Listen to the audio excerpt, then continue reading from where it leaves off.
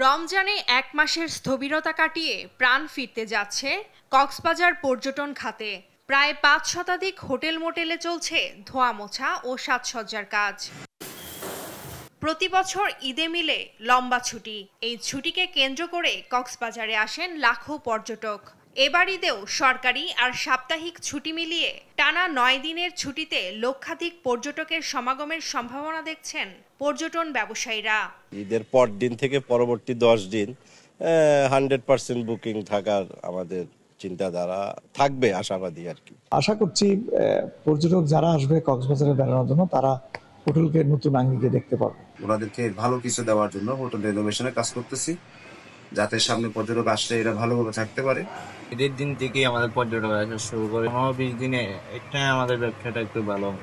ঈদে অতিরিক্ত পর্যটকের আগমনকে কেন্দ্র করে হোটেলের ভাড়া বাড়িয়ে দেয় এক শ্রেণীর অসাধু ব্যবসায়ী। তবে এবার ঈদে তাদের প্রতিরোধ করবে হোটেল মোটেল নিয়ন্ত্রণ করা সংগঠনগুলো। সিজনাল যারা হোটেল ব্যবসায়ী আছে, যেমন কিছু রুম নিয়ে তারা অগ্রিম বুক করে রাখে, এগুলা চড়া দামে বিক্রি করার জন্য রাখে। তো আমরা চেষ্টা করছি সে ধরনের যারা সিজনাল ব্যবসায়ী তাদেরকে প্রতিরোধ করার জন্য। সচেতন মহল বলছে, পর্যটনের নিরাপদ পরিবেশ ফিরিয়ে আনা সম্ভব না হলে কক্সবাজারের পর্যটন শিল্পে ব্যাপক ধস নামবে।